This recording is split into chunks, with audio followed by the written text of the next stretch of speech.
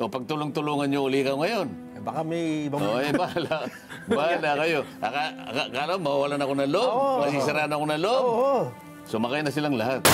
Talagang parang ayaw nila na nakapagsisimula ako ng pagdinig. Ito Yun na nga po. Ngayon, in-announce ko naman yun Oo. Naka-announce yun. Sa ganitong araw, magsisimula ang pagdinig ng Blue Ribbon Committee. Lahat alam. Ayan, O di opo. sana sumama siya doon. O ba't pinili niyang magpakatahi-tahimik pagkatapos na makapagsagawa ng isang pagdinig?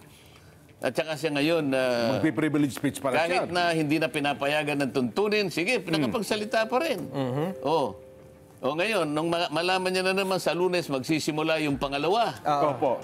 Nag-manifest sa floor, sabi niya, sana i-reset yung September 1. Bakit daw? Yun na Sapagkat, talaga naman, oo. nagkataong kanya na magsisimula yung pagdinig ng DBCC. Yung budget opo. na ito. Opo, oo.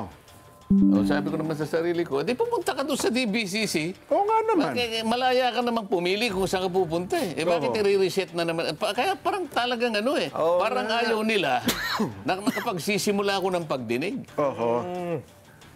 Kasi mukhang nakikita nila, Sen. May tinatanong ka kanina, maapektuhan ka ba? Ay, yung sinasabi ko, dahil kasi kung minsan may mga pangyayaring ganyan na Baka mawalan ka ng loob. Na-out of focus puro, kumbaga, pinagtulong-tulungan ka ng mga lumang class, mga old-timer Pinagtulong-tulungan na ako sa House of Representatives Sa bagay. Oo nga naman. Para namang nakalimot na kayo. Kamakailan lang ito Pinagtulong-tulungan ako. Ako na lang ang natira.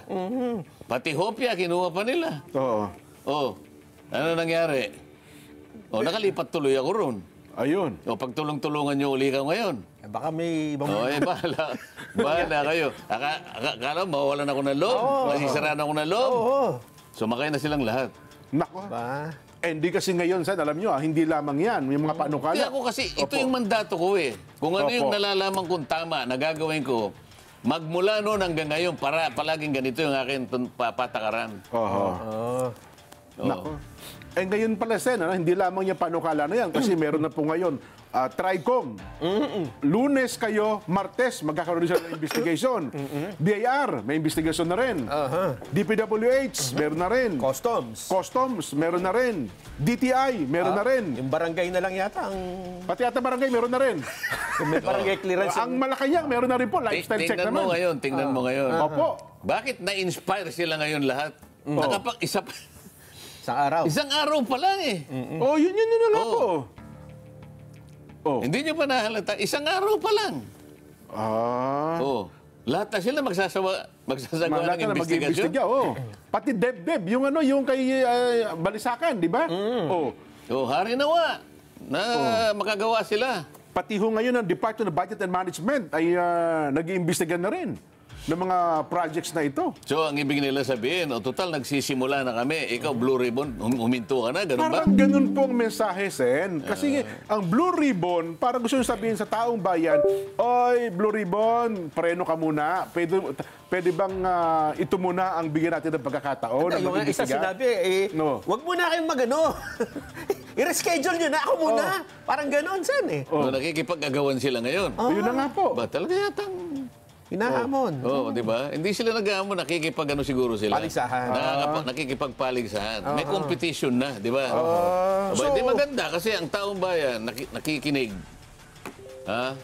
Sumusubaybay. Opo. Pagka competition, makikita nila ngayon. Alam mo, pagka ang competition healthy, tama, healthy makikinabang competition. makikinabang ang taong bayan. Opo. Makikita, sino kaya talaga sige.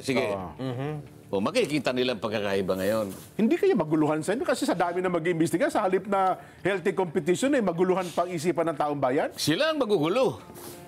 Yung iba. Ngayon lang kayo nakaisip ng gano'n? Kung merong nagsimula? Nakita siguro ng mamamayan. Parang tama yung landas na tinutuntun nito. Yun na nga. Hindi siya maingay. Simple lang siya. Ang mga tanong, kitang-kita, maliwanag. Di ba? Ngayon, tsaka sila ngayon magpapaligsahan. Di ba, hala kayo sa buhay nyo? Biglang dumami ang mag-iimbestiga ngayon, Sen, At ang gusto natin iparating sa inyo, same subject matter. Di maganda. Di po ba? Di maganda, sige. Baka naman kasi kako yung imbis. Halimbawa, si Chairman, si Secretary Manny Bonoan, di pa nakakatulog. Baka kung ano-ano masagot niya sa mga pagkatanong, hindi na, yung kanyang isipan, hindi na mapagkatulog yung tao ng mga imbestigahan. Anong iimbestigahan halimbawa ng department, anong sabi mo? Yung DepDep. Yun Yung dating NEDA. Yan, oo. Anong iimbestigahan niya? Yun daw pong, di ba nung binabalita natin yan na mag-iimbestiga, i-review nila yung mga proyektong pinasukan ng ito ng mga malalaking flood control projects. Kailan daw? Paano daw? Sinimulan na raw po nila. Jesus, Mariosi. I-assess daw po yan. Oo. Balik na lang tayo dun sa total magulo yung mga... Sa Lunes, Sen, ay... Anong aasahan natin? Baka naman... Nagpalabas na ng sabpina. Ha? Si Senate President. Marami bang mga bagong madidiscover na naman? May inihanda ba kayo? Hindi naman. Kinakailangan kasi dumating yung mga pinatawag. Yung kasi mga iba wala. Opo. Maghintay kayo. Wala bang sagot na darating sila o nagde-decline? Hindi, ipa-arresto na raw eh. So ito ay hindi invitasyon. Hindi na, sabpina na ito. Oo nga, no? Subpina na Ang ito. subpina ay hindi mo pwede i-decline. Tama ba ba, Sen? Bahala sila kung darating sila o hindi. Di ba? Nako.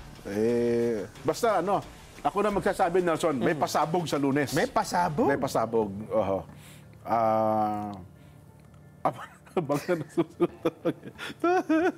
Ilatag muna natin, Nelson, ang ating magiging box populi. Meron ba tayong nasaan na yung ating wala pa. Discussion lang daw po muna. Sige, sabihin, Sen. Itong pinag-uusapan natin, yung flood control projects. Pero yan lang ang nagsisilbing pinakamukha ngayon ng corruption. Kasi nakita nila yung lawak, nakita nila yung magnitude, yung lalim, yung dami ng participants at yung pamamaraan kung paano ginagawa, katapos-tapusan talaga, lugi ang taong bayan. Hindi lang nalugi, ninakawan, nalugi, walang nangyari sa kanila kung pag-uusapan yung serbisyo na dapat sana ay para sa kanila.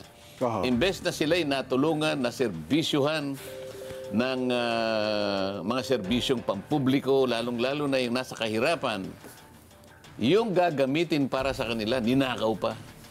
Kaya nagiging popular yung subject matter. Kaya sabi ko nga sa'yo, lahat sumausaw na.